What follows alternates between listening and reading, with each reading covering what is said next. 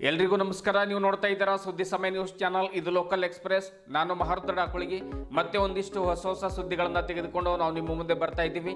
ಈ ದಿನದ ಪ್ರಮುಖ ಹೆಡ್ಲೈನ್ಸ್ಗಳನ್ನು ನೋಡ್ಕೊಂಬರೋಣ.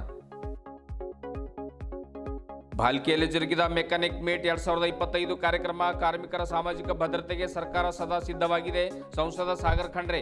ಭಾರತೀಯ ದ್ವಿಚಕ್ರ ವಾಹನ ಮೆಕ್ಯಾನಿಕ್ ಮತ್ತು ಆಟೋಮೊಬೈಲ್ಸ್ ವೆಲ್ಫೇರ್ ಟ್ರಸ್ಟ್ ವತಿಯಿಂದ ಜರುಗಿದ ಕಾರ್ಯಕ್ರಮ. ಪ್ರಜಾಸೌಧ ಜಿಲ್ಲಾಡಳಿತ ಸಂಕೀರ್ಣಕ್ಕೆ ಪೂಜೆ. 48.32 ಕೋಟಿ ವೆಚ್ಚದಲ್ಲಿ 5.275 ಎಕರೆಯಲ್ಲಿ 5 ಅಂತಸ್ತಿನ ಸುಸಜ್ಜಿತ ಕಟ್ಟಡ ನಿರ್ಮಾಣ ಮಾಡಲಾಗ್ತಾ ಇದೆ. ಬರುವ ದಿನಗಳಲ್ಲಿ ಭವ್ಯ ಕ್ರೀಡಾಂಗಣವನ್ನು ಸಹ ನಿರ್ಮಿಸಲಾಗುವುದು. ಸಚಿವ ಈಶ್ವರ್ ಖಂಡ್ರೆ ಹೇಳಿಕೆ. ಭಾನುವಾರ ರಾತ್ರಿ ಸುರಿದ ಭಾರೀ ಮಳೆಗೆ ಕಮಲನಗರ ತಾಲೂಕಿನ ಹಲವು ಹಳ್ಳಿಗಳು ಬೆಳೆಗಳು ಜಲಾವೃತ. ಸುಮಾರು 50ಕ್ಕೂ ಹೆಚ್ಚು ಜಾನುವಾರುಗಳ ದುರ್ಮರಣ. ಕಂಗಾಲಾದ ರೈತ ಬಾಂಧವರು, ಪರಿಹಾರಕ್ಕಾಗಿ ಕಾದು ಕುಳಿತ ಅನ್ನದಾತರು. ಭಾನುವಾರ ಸುರಿದ ಭಾರೀ ಮಳೆಯಿಂದಾಗಿ ಔರಾದ್ ತಾಲೂಕಿನ ಹಲವು ಬೆಳೆಗಳು ಜಲಾವೃತ. ಕಂದಗೋಳ, ಚಾಂಬಾಳ ಮತ್ತು ವಡಗಾಂವ್ ಸುತ್ತಮುತ್ತಲಿನ ಹೆಸರು ಮತ್ತು ಕಬ್ಬು ಜಲಾವೃತ. ಸರ್ಕಾರ ರೈತರ ಕಡೆಗೆ ಗಮನ ಹರಿಸಬೇಕೆಂದು ತಿಳಿಸಿದ ಯುವ ರೈತರು. ಇಂದಿನ ಒಂದಿಷ್ಟು ವಾರ್ತೆಗಳ ವಿವರಗಳನ್ನು ನೋಡ್ಕೊಂಬರೋಣ. ಕಾರ್ಮಿಕರ ಸಾಮಾಜಿಕ ಭದ್ರತೆಗೆ ಸರ್ಕಾರ ಸದಾ ಸಿದ್ಧವಾಗಿದೆ ಎಂದು ಸಂಸದ ಸಾಗರ್ ಖಂಡ್ರೆ ತಿಳಿಸಿದರು. ಭಾಲ್ಕಿ ಪಟ್ಟಣದ ಪುರಭವನದಲ್ಲಿ ಭಾರತೀಯ ದ್ವಿಚಕ್ರ ವಾಹನ ಮೆಕ್ಯಾನಿಕ್ ಮತ್ತು ಆಟೋಮೊಬೈಲ್ಸ್ ವೆಲ್ಫೇರ್ ಟ್ರಸ್ಟ್ ವತಿಯಿಂದ ಆಯೋಜನೆ ಮಾಡಿರುವಂತಹ ಮೆಕ್ಯಾನಿಕ್ ಮೀಟ್ 2025 ಕಾರ್ಯಕ್ರಮವನ್ನು ಉದ್ಘಾಟಿಸಿ ಅವರು ಮಾತನಾಡ್ತಾರೆ. ಕರ್ನಾಟಕ ರಾಜ್ಯ ಮೋಟಾರು ಸಾರಿಗೆ ಮತ್ತು ಇತರೆ ಸಂಬಂಧಿತ ಕಾರ್ಮಿಕರ ಸಾಮಾಜಿಕ ಭದ್ರತೆ ಮತ್ತು ಕ್ಷೇಮಾಭಿವೃದ್ಧಿಗಾಗಿ ಸರ್ಕಾರ ಸದಾ ಬದ್ಧವಾಗಿದೆ. ಅಸಂಘಟಿತ ವರ್ಗದ ಕಾರ್ಮಿಕರಲ್ಲಿ ಖಾಸಗಿ ವಾಣಿಜ್ಯ ಸಾರಿಗೆ ಹಾಗೂ ಇತರೆ ಸಂಬಂಧಿತ ಕಾರ್ಮಿಕರು ಬಹುಸಂಖ್ಯೆಯಲ್ಲಿದ್ದು ಅವರಿಗೆ ಸಾಮಾಜಿಕ ಭದ್ರತೆ ಹಾಗೂ ಕಲ್ಯಾಣ ಸೌಲಭ್ಯಗಳನ್ನು ಒದಗಿಸುವ ಉದ್ದೇಶದಿಂದ ಕರ್ನಾಟಕ ರಾಜ್ಯ ಸರ್ಕಾರ ಕರ್ನಾಟಕ ಮೋಟಾರು ಸಾರಿಗೆ ಮತ್ತು ಇತರೆ ಕಾರ್ಮಿಕರ ಸಾಮಾಜಿಕ ಭದ್ರತಾ ಮತ್ತು ಕಲ್ಯಾಣ ಯೋಜನೆಯನ್ನು ರೂಪಿಸಿದ್ದು ಕಾರ್ಮಿಕರ ಸಾಮಾಜಿಕ ಭದ್ರತೆಗಾಗಿ ಸದಾ ಸಿದ್ಧವಾಗಿದೆ ಎನ್ನುವಂಥ ಮಾತನ್ನು ಕೂಡ ಸಾಗರ್ ಖಂಡ್ರೆ ಹೇಳಿದರು. ಹಿರೇಮಠ ಸಂಸ್ಥಾನದ ಪೀಠಾಧಿಪತಿಗಳಾಗಿರುವಂತಹ ಶ್ರೀ ಗುರುಬಸವ ಪಟ್ಟದೇವರು ಸಾನ್ನಿಧ್ಯವನ್ನು ವಹಿಸಿ ಮಾತನಾಡಿದರು. ತಪ್ಪೋವನ ಆಟೋ ಸೆಂಟರ್ನ ಮಾಲೀಕ ಆಟೋಮೊಬೈಲ್ ವೆಲ್ಫೇರ್ ಟ್ರಸ್ಟ್ ಅಧ್ಯಕ್ಷ ವಿಲಾಸ್ ಬಕ್ಕ ಅಧ್ಯಕ್ಷತೆಯನ್ನು ವಹಿಸಿ ಮಾತನಾಡುತ್ತಾರೆ. ಪ್ರಮುಖರಾದ ಪ್ರಕಾಶ್ ಮಾಶೆಟ್ಟಿ ಪ್ರಾಸ್ತಾವಿಕವಾಗಿ ಮಾತನಾಡಿದರು. ಲಕ್ಷ್ಮೀಕಾಂತ್ ನಾಂದೇಡ್ಕರ್ ವಿಶೇಷ ತರಬೇತಿಯನ್ನು ನೀಡಿದರು. ಇದೇ ವೇಳೆ ಸುಮಾರು 14 ಆಟೋಮೊಬೈಲ್ಸ್ಗಳ ವತಿಯಿಂದ ಪ್ರದರ್ಶನ ಮತ್ತು ಮಾರಾಟ ನಡೆಯಿತು. ಕಾರ್ಯಕ್ರಮದಲ್ಲಿ ಕಾರ್ಮಿಕ ಅಧಿಕಾರಿ ಮಂಜುನಾಥ್, ಮೊಹಮ್ಮದ್ ಖಾಸಿಂ, ಶೇಖ್ ಫಯಾಜ್, ಮೆಕ್ಯಾನಿಕ್ ಪ್ರವೀಣ್, ಭಗವಾನ್ ಠಾಕೂರ್, ಆಮೇಲೆ ಮೆಕ್ಯಾನಿಕ್ ಸಚಿನ್ ಇದ್ರು, ವಿಕ್ರಮ್, ಜಗದೀಶ್ ಬಕ್ಕ, ಪ್ರಕಾಶ್ ಮಾಶೆಟ್ಟಿ, ದೀಪಕ್ ಥಾಮ್ಕೆ ಸೇರಿದಂತೆ ಇನ್ನು ಅನೇಕ ಜನರು ಉಪಸ್ಥಿತರಿದ್ದರು.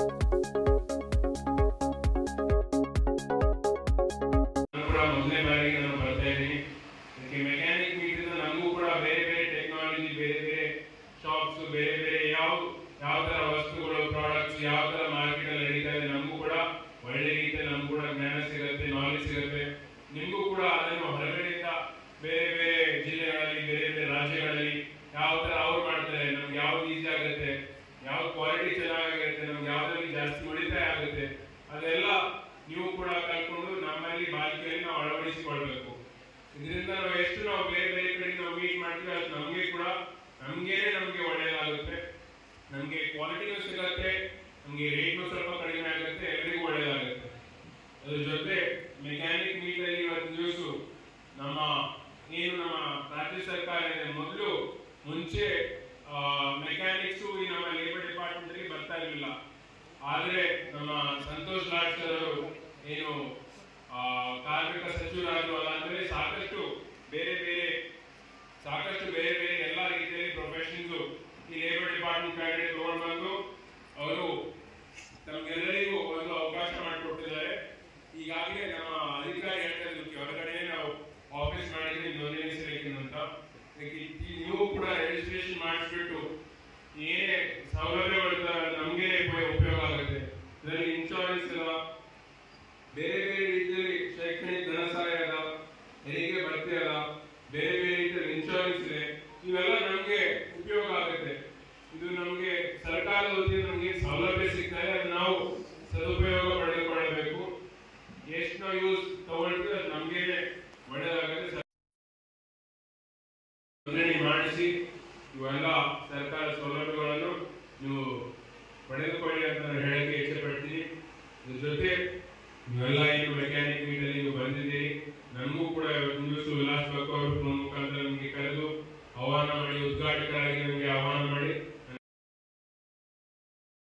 ಕಳೆದ 15 ವರ್ಷಗಳಿಂದ ಜಿಲ್ಲೆಯ ಸಾರ್ವಜನಿಕರ ಬೇಡಿಕೆಯಾಗಿರುವಂತಹ ಸುಸಜ್ಜಿತ ಜಿಲ್ಲಾಡಳಿತ ಸಂಕೀರ್ಣ ನಿರ್ಮಾಣಕ್ಕೆ ಅರಣ್ಯ, ಜೀವಿಶಾಸ್ತ್ರ, ಪರಿಸರ ಹಾಗೂ ಬೀದರ್ ಜಿಲ್ಲಾ ಉಸ್ತುವಾರಿ ಸಚಿವ ಈಶ್ವರ್ ಬಿ ಖಂಡ್ರೆ ಹಾಗೂ ಪೌರಾಡಳಿತ ಸಚಿವರಾದ ರಹೀಂ ಖಾನ್ ಇಂದು ಹಳೆಯ ಜಿಲ್ಲಾಧಿಕಾರಿಗಳ ಆವರಣದಲ್ಲಿ ಪೂಜೆಯನ್ನು ಸಲ್ಲಿಸುವುದರ ಮೂಲಕ ಚಾಲನೆಯನ್ನು ನೀಡಿದರು. ನಂತರ ಸಚಿವರಾದ ಈಶ್ವರ್ ಬಿ ಖಂಡ್ರೆ ಅವರು ಸಾರ್ವಜನಿಕರನ್ನು ಉದ್ದೇಶಿಸಿ ಮಾತನಾಡುತ್ತಾ ಕಳೆದ ಏಪ್ರಿಲ್ 16ರಂದು ಮುಖ್ಯಮಂತ್ರಿಗಳು ಜಿಲ್ಲಾಡಳಿತ ಸಂಕೀರ್ಣಕ್ಕೆ ಶಂಕುಸ್ಥಾಪನೆಯನ್ನು ನೆರವೇರಿಸಿದರು. ಇಂದು ಔಪಚಾರಿಕವಾಗಿ ಪೂಜೆಯನ್ನು ಸಲ್ಲಿಸಿ ಭವ್ಯ ಸುಸಜ್ಜಿತ ಕಟ್ಟಡ ನಿರ್ಮಾಣಕ್ಕೆ ಯಾವುದೇ ಅಡೆತಡೆ ಬರದಂತೆ ಸುಲಲಿತವಾಗಿ ಕಾಮಗಾರಿ ಪೂರ್ಣಗೊಳ್ಳುವ ನಿಟ್ಟಿನಲ್ಲಿ ಕೃಷ್ಣ ಒಂದು ಜನ್ಮಾಷ್ಟಮಿಯ ದಿವಸ, ಅದೊಂದು ಒಳ್ಳೆಯ ದಿವಸ, ಹಾಗಾಗಿ ನಾವು ಅದಕ್ಕೆ ಒಂದು ಕಾಮಗಾರಿ ಪೂಜೆಯನ್ನು ಸಲ್ಲಿಸುವುದರ ಮೂಲಕವಾಗಿ ಚಾಲನೆ ಕೊಟ್ಟಿದ್ದೇವೆ ಅನ್ನುವಂಥ ಮಾತನ್ನು ಖಂಡ್ರೆ ಹೇಳಿದರು. ಮೊದಲ ಹಂತದಲ್ಲಿ 8 ಕಚೇರಿಗಳ ಕಟ್ಟಡಗಳು ಆರಂಭವಾಗಲಿದೆ. ಎರಡನೇ ಹಂತದಲ್ಲಿ ಉಳಿದ ಕಚೇರಿಗಳನ್ನು ಸಹ ಆರಂಭ ಮಾಡಲಾಗುವುದು. ಕೊಟ್ಟ ಮಾತಿನಂತೆ ನಾವು ನಡೀತಾ ಇದ್ದೇವೆ. ಬರುವ ದಿನಗಳಲ್ಲಿ ಭವ್ಯ ಕ್ರೀಡಾಂಗಣವನ್ನು ಕೂಡ ನಿರ್ಮಿಸಲಾಗುವುದು. ಬೀದರ್ನ ಮಹಾನಗರ ಪಾಲಿಕೆಯನ್ನಾಗಿ ಘೋಷಿಸಲಾಗಿದ್ದು ಹೆಚ್ಚಿನ ಅನುದಾನ ತರಲಾಗುವುದು ಎಂದು ಈಶ್ವರ್ ಖಂಡ್ರೆ ಹೇಳಿದರು. ಸಚಿವರಾದ ರಹೀಂ ಖಾನ್ ಮಾತನಾಡಿ, ಉತ್ತಮ ಸುಸಜ್ಜಿತ ಭವ್ಯ ಪ್ರಜಾಸೌಧ ನಿರ್ಮಿಸುವುದು, ಮಹಾನಗರ ಪಾಲಿಕೆಗೆ 200 ಕೋಟಿ ರೂಪಾಯಿ ಅನುದಾನ ನೀಡುವಂತೆ ಮುಖ್ಯಮಂತ್ರಿಗಳಿಗೆ ವಿನಂತಿಸಲಾಗಿದೆ. IAS ಅಧಿಕಾರಿಯನ್ನ ಹಾಗೂ 400 ಸಿಬ್ಬಂದಿಗಳ ನೇಮಕಕ್ಕೂ ಸಹ ಕ್ರಮ ಕೈಗೊಳ್ಳಲಾಗ್ತಾ ಇದೆ. ಅಭಿವೃದ್ಧಿಯ ಜೊತೆಗೆ ಪ್ರೀತಿ, ವಿಶ್ವಾಸ, ಸೌಹಾರ್ದತೆಯನ್ನು ಬಾಳುವಂತೆ ನೋಡಿಕೊಳ್ಳಲಾಗ್ತಾ ಇದೆ ಎನ್ನುವಂಥ ಮಾತನ್ನು ಕೂಡ ಹೇಳಿದರು. ಶಾಸಕರಾದ ಡಾಕ್ಟರ್ ಶೈಲೇಂದ್ರ ಕೆ ಬೆಲ್ದಾಳೆ ಮಾತನಾಡಿ, ಗುತ್ತಿಗೆದಾರರು ನಿಗದಿತ ಅವಧಿಯೊಳಗೆ ಉತ್ತಮ ಗುಣಮಟ್ಟದ ಪ್ರಜಾಸೌಧ ನಿರ್ಮಿಸಲಿ ಎಂದು ಹೇಳಿದರು. ಸಾರ್ವಜನಿಕರು ಸೆಲ್ಫಿ ತೆಗೆದುಕೊಳ್ಳುವಂತಹ ಮಾದರಿ ಬೃಹತ್ ಕಟ್ಟಡ ನಿರ್ಮಾಣವಾಗಲಿ ಎಂದು ಹೇಳಿದರು. ಈ ಸಂದರ್ಭದಲ್ಲಿ ನಗರಸಭೆ ಅಧ್ಯಕ್ಷ ಮೊಹಮ್ಮದ್ ಗೌಸ್, ಜಿಲ್ಲಾಧಿಕಾರಿ ಶಿಲ್ಪಾ ಶರ್ಮಾ, ಜಿಲ್ಲಾ ಪಂಚಾಯತ್ ಮುಖ್ಯ ಕಾರ್ಯನಿರ್ವಾಹಕ ಅಧಿಕಾರಿ ಡಾಕ್ಟರ್ ಗಿರೀಶ್ ಬದೋಲೆ, ಅಪರ ಜಿಲ್ಲಾಧಿಕಾರಿ ಶಿವಾನಂದ್ ಕರಾಳೆ, ಲೋಕೋಪಯೋಗಿ ಇಲಾಖೆ ಡಬಲಿ ಶಿವಶಂಕರ್ ಕಾಮಶೆಟ್ಟಿ ವೇದಿಕೆ ಮೇಲೆ ಹಾಜರಿದ್ದರು.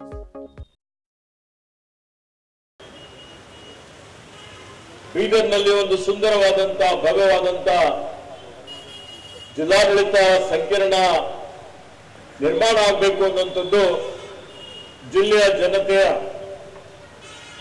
ಒಂದು ಸದಾಶಯವಾಗಿತ್ತು. 15 ವರ್ಷದಿಂದ ಸತತವಾಗಿ ಪ್ರಯತ್ನ ನಡೀತಾ ಇತ್ತು. ಹಿಂದೆ ಮಾನ್ಯ ಯಡಿಯೂರಪ್ಪನವರು ಮುಖ್ಯಮಂತ್ರಿ ಇದ್ದ ಘೋಷಣೆ ಆಯಿತು, ಆಡಳಿತಾತ್ಮಕ ಅನುಮೋದನೆ ಆದರೂ ಕಾಮಗಾರಿ ಪ್ರಾರಂಭ ಆಗಲಿಲ್ಲ. ಸತತವಾಗಿ ಮತ್ತೆ 2 ಸರ್ಕಾರಗಳು ಬಂದು ಆದರೂ ಮಾಡಲಿಕ್ಕೆ ಆಗಿರಲಿಲ್ಲ. 17-18ರಲ್ಲಿ ನಾನು ಉಸ್ತುವಾರಿ ಮಂತ್ರಿ ಆಗಿದ್ದೆ. ಅವಾಗ ಅಂದ್ರೆ ಸುಮಾರು 7 ವರ್ಷ ಕೆಳಗಡೆ, ಆ 7 ವರ್ಷ ಕೆಳಗಡೆನೂ ನಾವು ಉಸ್ತುವಾರಿ ಮಂತ್ರಿ ಆಗಿದ್ದಾಗ ಇದೇ ಜಿಲ್ಲಾ ಬೀದರ್ ಈಗಾಗಲೇ ನಾವು ಇವತ್ತಿದಕ್ಕೆ ಕಾರ್ಪೊರೇಷನ್ ಮಾಡಿದ್ದೇವೆ, ಮಹಾನಗರ ಪಾಲಿಕೆ ಮಾಡಿದ್ದೇವೆ, ಘೋಷಣೆ ಮಾಡಿದ್ದೇವೆ. ಈಗ ಬರೀ ಘೋಷಣೆ ಮಾಡಿದ್ರೆ ಸಾಲದು, ಹೆಚ್ಚಿನ ಅನುದಾನ ತಂದು ಎಲ್ಲರ ಸಹಕಾರದಿಂದ ಸ್ವಚ್ಛ ಬೀದರ್, ಸುಂದರ ಬೀದರ್ ಮಾಡಬೇಕು. ಎಲ್ಲ ಕಡೆ ಇವತ್ತು ಹಸಿರು ಹೊದಿಕೆ ಜಾಸ್ತಿ ಮಾಡಬೇಕು, ರಸ್ತೆ ಕ್ಲೀನ್ ಇರಬೇಕು, ಪ್ಲಾಸ್ಟಿಕ್ ಯಾರು ಉಪಯೋಗ ಮಾಡಬಾರ್ದು. ಇವತ್ತು ತಮ್ಮ ವ್ಯಾಪಾರ ಮಾಡ್ತಾರೆ, ಯಾವ ಚರಂಡಿಗಳಿದ್ದಾವೆ ಕ್ಲೀನ್ ಮಾಡೋದಿಲ್ಲ, ಅದರಲ್ಲೇ ಎಲ್ಲ ಪ್ಲಾಸ್ಟಿಕ್ ಇಟ್ಕೊಂಡು ಕಸ ಎಲ್ಲ ವಿಲೇವಾರಿ ಮಾಡೋದಿಲ್ಲ. ಇದೆಲ್ಲ ಬಹಳಷ್ಟು ಇದೆ. ಇದರ ಬಗ್ಗೆ ಇನ್ನೂ ಹೆಚ್ಚಿನ ಜಾಗೃತಿ ಮೂಡಿಸುವಂತ ರೀತಿಯಲ್ಲಿ ಕೆಲಸ ಕಾರ್ಯ ಮಾಡ್ತೇವೆ. ಮತ್ತೆ ಇವತ್ತು ಬೀದರನ್ನು ಕಲ್ಯಾಣ ಕರ್ನಾಟಕದಲ್ಲಿ ನಂಬರ್ 1 ಜಿಲ್ಲೆ ಅಂತಲೇ ಎಲ್ಲ ರೀತಿಯಲ್ಲಿ ಮಾಡಬೇಕು ಅನ್ನೋಂಥದ್ದು ನಮ್ಮ ಉದ್ದೇಶ ಇದೆ. ಅದಕ್ಕೆ ಎಲ್ಲರೂ ಸಹಕಾರ ಕೊಡಬೇಕು ಅಂತ ಕೇಳಿ, ಮತ್ತೆ ಲೋಕೋಪಯೋಗಿ ಇಲಾಖೆಯವರು ಬಹಳ ಪರಿಶ್ರಮ ವಹಿಸಿ ಸತತವಾಗಿ ಬೆನ್ನು ಬಿದ್ದು ಇದೆಲ್ಲ ಆಡಳಿತಾತ್ಮಕ ಅನುಮೋದನ ಬಹಳಷ್ಟು ಇರ್ತವೆ, ಯಾವುದು ಹೇಳಲಿಕ್ಕೆ ಬರೋಲ್ಲ. ಮತ್ತಾದರೂ ಇದು ಈಗ ಮಂಜೂರಿ ಆಗಿದೆ. ಸತತವಾಗಿ ಪ್ರಯತ್ನದಿಂದ ಪ್ರಾರಂಭ ಮಾಡ್ತಾ ಇದ್ದೇವೆ. ಆದಷ್ಟು ಬೇಗ ಮತ್ತೆ ಸನ್ಮಾನ್ಯ ಮುಖ್ಯಮಂತ್ರಿಯವರಿಗೆ ಆಹ್ವಾನ ಮಾಡಿ ಇದನ್ನು ಉದ್ಘಾಟನೆ ಮಾಡಿಸ್ತೀವಿ ಅಂತ ಹೇಳಿ ಎರಡು ಮಾತು ಮುಗಿಸ್ತಾನೆ. ಜೈ ಹಿಂದ್, ಜೈ ಕರ್ನಾಟಕ. ಸುಮಾರು ವರ್ಷದಿಂದ DC ಆಫೀಸ್ ಮತ್ತೆ ಬೇರೆ ಬೇರೆ ಎಲ್ಲ ಆಫೀಸ್ ಒಂದು ಬಿಲ್ಡಿಂಗ್ ಪೆಂಡಿಂಗ್ ಇತ್ತು. ಯಾಕಂದ್ರೆ ಲಾಸ್ಟ್ ಟೈಮ್ ಮುಖ್ಯಮಂತ್ರಿ ಸಿದ್ದರಾಮಯ್ಯ ಸಾಹೇಬರು ಬಂದಾಗ ಅವರು ಆಲ್ರೆಡಿ ಉದ್ಘಾಟನೆ ಮಾಡಿ ಮತ್ತು ಅಲೌನ್ಸ್ಮೆಂಟ್ ಮಾಡಿ ಹೋಗಿದ್ರು. ನಮ್ಮ ಮುಖ್ಯಮಂತ್ರಿ ಯಾವಾಗಲೂ ನಾವು ಸುಮಾರು ಸಲ ಹೇಳಿದ್ದೇವೆ, ಸರ್ ಸುಮ್ಮನೆ ಘೋಷಣೆ ಮಾಡಿಬಿಡಿ, ಸುಮ್ಮನೆ ಒಂದು ಪತ್ರ ಜಾರಿ ಮಾಡಿಬಿಡಿ, ತಾವು ಒಂದು ಹೇಳಿಬಿಡಿ ಅಂದರೂ ಅವ್ರು ಯಾವಾಗಲೂ ಒಪ್ಪಿಲ್ಲ. ನಾ ಯಾವುದು ಹೇಳ್ತೇನೆ ಅದು ಮಾಡೇ ಆಗ್ಬೇಕು, ಫಸ್ಟ್ ದುಡ್ಡು ಇಡ್ತೇನೆ ಆಮೇಲೆ ಮಾತಾಡ್ತೇನೆ ಅಂತ. ಅದ್ರ ಸಲಗೆ ಇದ್ರ ಸಲಗೆ ಅಮೌಂಟ್ ಇಟ್ಟು, ಇಲ್ಲಂತೂ ಹೇಳಿದ್ರು ಏನೋ ಒಂದು 10 ವರ್ಷ ಹಿಂಗೆ ಹೋಗ್ಬೋದಿತ್ತು. ಆಮೇಲೆ ನಾನು ಈಶ್ವರ್ ಖಂಡ್ರೆ ಸಾಹೇಬರು ಎಲ್ಲ ಕ್ಯಾಬಿನೆಟ್ನಲ್ಲಿ ಫೈಟ್ ಮಾಡಿ ಇದು ಅಮೌಂಟ್ ರಿಲೀಸ್ ಆಗಲೇಬೇಕಂತ ಅಮೌಂಟ್ ರಿಲೀಸ್ ಮಾಡಿ ಒಂದು ಒಳ್ಳೆ ರೀತಿಯಿಂದ administrative block first phase start ಆಗಿದೆ. Same block back side 100%. ಮತ್ತೆ ನಮ್ದು ಡಿಸ್ಟ್ರಿಕ್ಟ್ ಇನ್ಚಾರ್ಜ್ ಇಚ್ಛೆ ಏನಿದೆ ಅಂದ್ರು ಡೆವಲಪ್ಮೆಂಟ್ ಜೊತೆಗೆ ಬೀದರ್ ಡಿಸ್ಟ್ರಿಕ್ಟ್ ನಲ್ಲಿ ಎಲ್ಲರೂ ಪ್ರೀತಿ ವಿಶ್ವಾಸದಿಂದ ಪೀಸ್ಫುಲ್ ಅಣ್ಣ ತಮ್ಮರ ಹತ್ರ ಆ ಥರ ಇರಬೇಕಂತ ನಮ್ದು ಯಾವಾಗಲೂ ಪ್ಲಾನ್ ಮತ್ತು ಇಚ್ಛೆ ಇದೆ. ಬೀದರ್ನಲ್ಲಿ ಕೋಮುವಾದಿ ಪಾಯ್ಸನ್ ಯಾರು ವಿಷ ಹಾಕ್ತಾರೆ ಅವರಿಗೆ ಮೇಲೆ ಬರಬಾರ್ದು ಅಂತ ನಮ್ದು ಯಾವಾಗಲೂ ಪ್ರೆಷರ್ ಇರ್ತದೆ. ಬೀದರ್ನಲ್ಲಿ ಎಷ್ಟೋ ದೊಡ್ಡ ಡೆವಲಪ್ಮೆಂಟ್ ಆದರೂ ಡಿಸ್ಟರ್ಬೆನ್ಸ್ ಆಗ್ಬಿಟ್ಟಿದ್ದು ಎಲ್ಲ ವೇಸ್ಟ್ ಆಗ್ಬಿಟ್ಟು, ಅದ್ರ ಸಲಗೆ ಅದು ಕೆಲಸ ಜೊತೆಗೆ ನಾವು ಯಾವಾಗಲೂ ಗುಂಡಾಯಿಸಮ್ ಆಗಲಿ ಬೇರೆ ಬೇರೆ ರೀತಿಯಿಂದ ಬೀದರ್ನಲ್ಲಿ ಆಗಬಾರ್ದು ಅಂತ ಫಸ್ಟ್ ಪ್ರಿಫರೆನ್ಸ್ ಅದರಲ್ಲಿದೆ. ಈಗ ಸ್ಟೇಡಿಯಂನಲ್ಲಿ ಒಂದು 50 ಲಕ್ಷದು ಒಂದು ಒಳ್ಳೆ ಜಿಮ್ ಮತ್ತು ಬೇರೆ ಸ್ಪೋರ್ಟ್ಸ್ ಕಾರ್ಯಕ್ರಮಕ್ಕೆ ಜೊತೆಗೆ ಅದು ಉದ್ಘಾಟನೆ ಇದೆ. ಮುಂದಿನ ದಿವಸನಲ್ಲಿ ಇನ್ನೂ ಒಂದು 4-5 ಒಳ್ಳೆ ಉದ್ಘಾಟನೆ ಇದೆ. ತಮಗೆಲ್ಲರಿಗೆ ಕರೆಸಿ ಮಾಹಿತಿ ಕೊಡ್ತೇನೆ.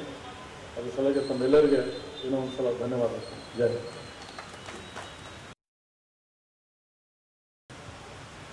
ಅಧ್ಯಕ್ಷ ಸ್ಥಾನ ವಹಿಸಿದ ಆತ್ಮೀಯರು, ಓಡಾಡಳಿತ ಸಚಿವರಾದ ರಹೀಂ ಖಾನ್ಜಿಯವರೇ, ಈತನೇ ಈ ಒಂದು ಶಂಕುಸ್ಥಾಪನೆ ಉದ್ಘಾಟನೆ ಮಾಡಿದಂಥ ಆತ್ಮೀಯರಾದ ಜಿಲ್ಲೆಯ ಉಸ್ತುವಾರಿ ಸಚಿವರಾದ ಈಶ್ವರ್ ಖಂಡ್ರೆಜಿಯವರೇ, ಜಿಲ್ಲಾಧಿಕಾರಿಗಳೇ, ಸಿಒ ಅವರೇ, ADC ಅವರೇ, ನಮ್ಮ ನಗರಸಭಾ ಅಧ್ಯಕ್ಷರೇ ಹಾಗೂ ಗುತ್ತಿಗೆದಾರರೇ ಹಾಗೂ ಅನುಷ್ಠಾನ ಎಲ್ಲ ಅಧಿಕಾರಿಗಳೇ ಹಾಗೂ ಮಾಧ್ಯಮದ ಮಿತ್ರರೇ, ಈಗಲೇ ಉಸ್ತುವಾರಿ ಸಚಿವರು ಸವಿಸ್ತರವಾಗಿ ಯಾವಾಗ ಸ್ಟಾರ್ಟ್ ಆಗ್ತು, ಯಾವಾಗ ಮುಗೀತದ, ಯಾರ ಕೈಲಿ ಉದ್ಘಾಟನೆ ಮಾಡಿಸ್ತೀವಿ ಅಂತ ಕೂಡ ಸವಿಸ್ತರವಾಗಿ ಬೀದರ್ ಜನತೆಗೆ ಹೇಳಿದರು.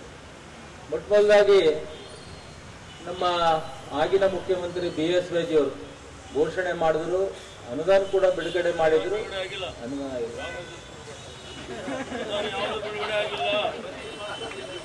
ಘೋಷಣೆ ಆಗಿತ್ತು.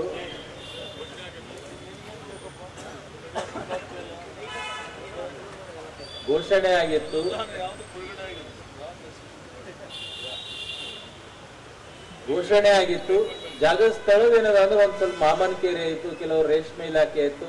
ನಾನಾ ಕಾರಣಗಳಿಂದ ಎಲ್ಲ ಜನರ ಬೇಡಿಕೆ ಬೀದರ್ ಮಧ್ಯಭಾಗದಲ್ಲಿ ಆಗಬೇಕು. ಜನರಿಗೆ ದೂರ ಹೋಗ್ಲಿಕ್ಕೆ ಆಗಲ್ಲ, ತೊಂದರೆ ಆಗ್ತದ. ಯಾಕಂದ್ರೆ ಇದು ಪ್ರಜಾಸೌಧ ಅಂದ್ರೆ ದೇವಸ್ಥಾನ ಒಂದು ಜನರಿಗೆ, ಬಡವರಿಗೆ ಯಾರೇ ಬರಲಿ ಅವ್ರ ಕೆಲಸ ಆಗ್ತಾವ. ಅವ್ರ ದಿನನಿತ್ಯ ಬರಬೇಕು ಹೋಗಬೇಕು. ಕೆಲವರು ತಹಶೀಲ್ ಆಫೀಸ್ ಆಗಲಿ, ಸಬ್ ರಿಜಿಸ್ಟರ್ ಆಫೀಸ್ ಆಗಲಿ, ಫುಡ್ ಆಫೀಸ್ ಆಗಲಿ, ಮತ್ತು ಮೇನ್ ಜಿಲ್ಲಾಧಿಕಾರಿ, ಮೇನ್ ಜಿಲ್ಲೆಗೆ ಆಡಳಿತ ಕೊಡೋರು. ಮತ್ತೆ ದಿನರ ಬೆಂಗಳೂರು ಹೋದಾಗ ವಿಧಾನಸೌಧ ಇದ್ರೆ ಎಲ್ಲ ಪ್ರವಾಸಿಗರು ಸೆಲ್ಫಿ ತಕ್ಕೋತಾರೆ. ಅದೇ ತರ ಬೀದರ್ ಪ್ರಜಾಸೌಧದಲ್ಲಿ ಇದ್ರು ಬಂದು ಕೂಡ ಜಿಲ್ಲೆಯ ಎಲ್ಲ ಜನತೆ ಸೆಲ್ಫಿ ಸರ್ ಅದಕ್ಕಿಂತ ಉತ್ತಮವಾಗಿ ಮಾಡಿದ್ರೆ ಸರಿ ಇರ್ತದೆ. ಇಲ್ಲಿ ಕೂಡ ಎಲ್ಲ ಜನರು ಫ್ಯಾಮಿಲಿ ಜೊತೆ ಸೆಲ್ಫಿ ತಕ್ಕೊಂಬಂಗೆ ಒಂದು ಕೇಂದ್ರ ಆಗಲಿ ಅಂತ ನಾನು ಇಲಾಖೆ ಅಧಿಕಾರಿ ಗುತ್ತಿದಾರಿಗೆ ಹೇಳಕ್ ಇಚ್ಛೆ ಪಡ್ತೀನಿ. ಇನ್ನು ಸೆಕೆಂಡ್ ಫೇಸಿಗೆ ದುಡ್ಡು ಬರ್ಬೇಕಂತ ಹೇಳ್ತಾ ಇದ್ರು. ಅದು ಮುಂದೆ ಇದಾದ್ಮೇಲೆ ಮತ್ತೆ ಮುಂದೆ ಏನಾಗ್ತದೆ ಮುಂದಿನ ದಿನದಲ್ಲಿ ನೋಡೋಣ. ಫಸ್ಟ್ ಇದ್ರ ಸ್ಟಾರ್ಟ್ ಮಾಡೋಣ ಎಟ್ಲಿ. ಯಾಕಂದ್ರೆ ಬಹಳ ಅಡೆತಡೆಗಳು ಬರ್ತಾ ಇದ್ವು. ಯಾಕಂದ್ರೆ ಒಂದು ಕೆಲಸ ಒಳ್ಳೇದಾಗಬೇಕಿತ್ತು ಬಹಳಷ್ಟು ಅದಕ್ಕೆ ಬಸವಣ್ಣವ್ರದ್ದು ಒಂದು ವಚನ ಅದ, ಬಾರದು ಬಪ್ಪುದು ತಪ್ಪುದು ಅಂತ. ಯಾವಾಗ ಏನಾಗ್ಬೇಕು ಅದು ಹಾಗೆ ಆಗ್ತದೆ. ಅದಕ್ಕೆ ಇವಾಗ ಆಗ್ತಾ ಇದೆ. ಇದ್ರ ಸದುಪಯೋಗ ಪಡ್ಕೊಳ್ಳೋಣ, ಒಳ್ಳೆ ರೀತಿಯಲ್ಲಿ ಎಲ್ಲರೂ ಸಹಕಾರ ಮಾಡೋಣ. ಯಾಕಂದ್ರೆ ಅಭಿವೃದ್ಧಿ ಕಾರ್ಯಕ್ಕೆ ಪಕ್ಷಾತೀತವಾಗಿ ನಾವೆಲ್ಲರೂ ಕೆಲಸ ಮಾಡಿದ್ರೆ ಜನರಿಗೆ ಒಳ್ಳೇದಾಗ್ತಂತ ನಮ್ಮೆಲ್ಲರ ಬಯಕೆ, ನಂದು ಕೂಡ ಬಯಕೆ. ಇದಕ್ಕೆ ಒಳ್ಳೆ ಕಾರ್ಯಕ್ಕೆ ನಾವೆಲ್ಲರೂ ಸಹಕಾರ ಕೊಟ್ಟು ಜನರಿಗೆ ಅನುಕೂಲ ಮಾಡಂಗೆ ನಾವೆಲ್ಲ ಮಾಡಿಕೊಡು ಅಂತ ಹೇಳಿ ತಮ್ಮೆಲ್ಲರಿಗೂ ಒಂದು ಸುತ್ತ ನನ್ನ ಮಾತಿಗೆ ವಿರಾಮ ಮಾಡ್ತೀನಿ. ಜೈ ಹಿಂದ್, ಜೈ ಕರ್ನಾಟಕ. ಭಾನುವಾರ ಸಾಯಂಕಾಲ ಹಾಗೂ ರಾತ್ರಿ ಇಡೀ ಸುರಿದ ಭಾರೀ ಮಳೆಯಿಂದಾಗಿ ಬೀದರ್ ಜಿಲ್ಲೆಯ ಕಮಲ್ನಗರ್ ತಾಲೂಕಿನ ಹಲವು ಹಳ್ಳಿಗಳಲ್ಲಿ ಬೆಳೆಗಳು ಜಲಾವೃತಗೊಂಡಿವೆ. ನೂರಾರು ಎಕರೆ ಜಮೀನಿನಲ್ಲಿ ವಿವಿಧ ಬೆಳೆಗಳು ನಾಶವಾಗಿವೆ. ಕಮಲ್ನಗರ್ ತಾಲೂಕಿನ ನಂದೇಬಿಜಲಗಾಂವ್ ಗ್ರಾಮದ ಸುತ್ತಮುತ್ತ ಸುಮಾರು 50ಕ್ಕೂ ಹೆಚ್ಚು ಜಾನುವಾರುಗಳು ಮರಣ ಹೊಂದಿವೆ. ನೂರಾರು ಎಕರೆ ಜಮೀನಿನಲ್ಲಿ ಬೆಳೆಗಳು ನಾಶವಾಗಿವೆ ಎಂದು ಗ್ರಾಮಸ್ಥರು ತಮ್ಮ ಅಳಲನ್ನು ತೋಡಿಕೊಂಡಿದ್ದಾರೆ.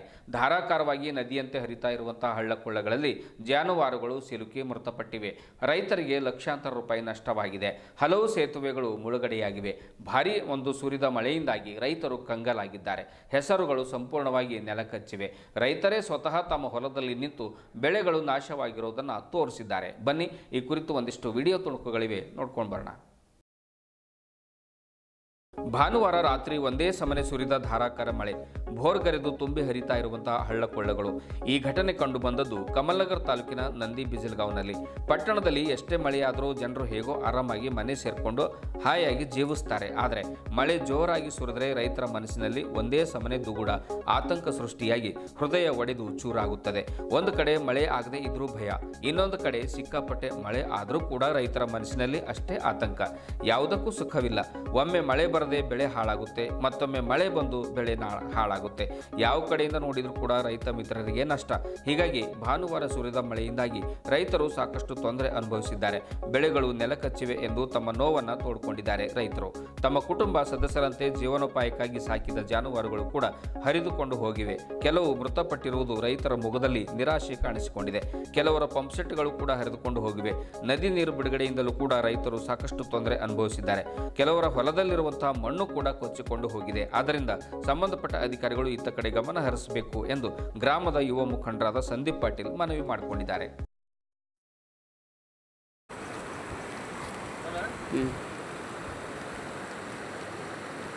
अभी जो दिखा रहा है ना, ये नंदीबिजलगांव तालुका कमलनगर जिला बीदर का एरिया है, बॉर्डर का। ये पूरा रात को 11 बजे से बारिश चालू हो गया था। पूरा कम से कम 50-60 भैंस और कम से कम 10-20 बैल और कुछ अन्य जानवर, पूरा बकरी पूरा बह गए यहाँ से। कम से कम 10-20 तो अभी इधर डेड बॉडी है। अभी इधर का नज़ारा बहुत खराब है। अभी ऊपर से बारिश चालू है।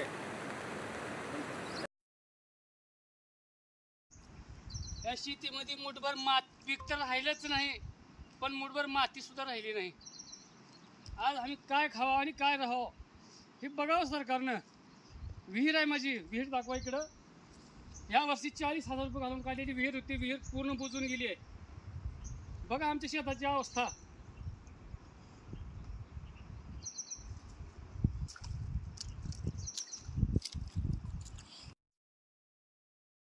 ಭಾನುವಾರ ರಾತ್ರಿ ಸುರಿದ ನಿರಂತರ ಮಳೆಯಿಂದಾಗಿ ನಾರಂಜ ನದಿ ನೀರು ತುಂಬಿ ಹರಿತಾ ಇದೆ. ಅದೇ ರೀತಿ ಅದೇ ನೀರುಗಳು ಜಮೀನುಗಳಿಗೆ ನುಗ್ಗಿ ಬೆಳೆಗಳು ನಾಶಗೊಂಡಿವೆ. ಸೋಯಾ, ಉದ್ದು, ಹೆಸರು ಮತ್ತು ಕಬ್ಬು ಕೂಡ ನಾಶವಾಗಿದೆ ಎಂದು ಯುವ ರೈತರು ತಮ್ಮ ಅಳಲನ್ನು ತೋಡ್ಕೊಂಡಿದ್ದಾರೆ. ಧುಮ್ಮಕ್ಕಿ ಹರಿತಾ ಇದೆ ನಾರಂಜ ನದಿ. ಔರಾ ತಾಲೂಕಿನ ಕಂದಗುಳು ಸೇತುವೆ ಹತ್ತಿರ ಇರುವ ಬೆಳೆಗಳು ನಾಶ ಆಗ್ತಾ ಇವೆ. ಅರ್ಧ ಕಬ್ಬು ಸಂಪೂರ್ಣವಾಗಿ ಮುಳು ಹೋಗಿರತಕ್ಕಂಥ ದೃಶ್ಯ ಇದೀಗ ತಾವು ವಿಡಿಯೋದಲ್ಲಿ ನೋಡಬಹುದು. ಈ ಕಾರಣಕ್ಕಾಗಿ ಬಿತ್ತನೆ ಮಾಡಿ ಕುಳಿತುಕೊಂಡಿರುವಂಥ ರೈತರು ಆತಂಕದಲ್ಲಿದ್ದಾರೆ. ಚಾಂಬಾಳ್, ವಡಗಾಂವ್, ಹಿಪ್ಪಳಗಾಂವ್ ಮತ್ತು ಸುತ್ತಮುತ್ತಲಿನ ರೈತರು ಜಮೀನುಗಳಿಗೆ ನೀರು ನುಗ್ಗಿವೆ. ಆ ಒಂದು ಹೊಲಗಳು ಸಂಪೂರ್ಣವಾಗಿ ಜಲಾವೃತಗೊಂಡಿವೆ ಎಂದು ರೈತರೇ ಹೇಳ್ತಾ ಇದ್ದಾರೆ.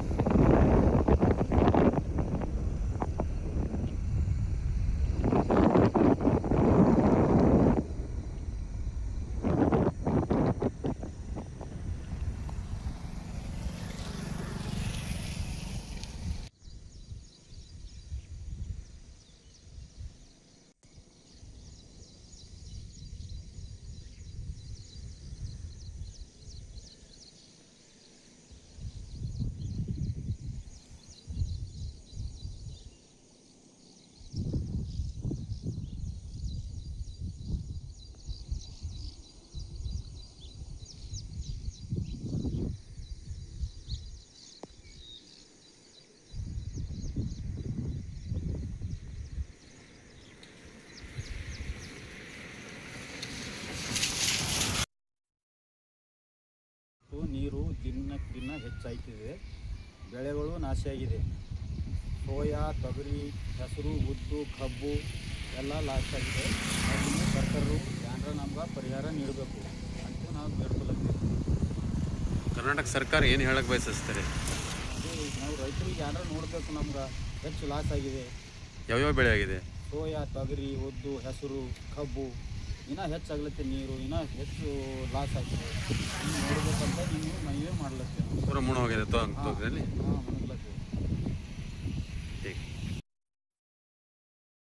ಇದುವರೆಗೂ ಸುದ್ದಿ ಕೊಟ್ಟಿರುವ ನಾನು ಮಹಾರುದ್ರ ಡಾಕ್ಳಿಗೆ ಮತ್ತೆ ಮುಂದಿನ ವಾರ್ತೆಗಳೊಂದಿಗೆ ಭೇಟಿಯಾಗೋಣ. ವಂದನೆಗಳು.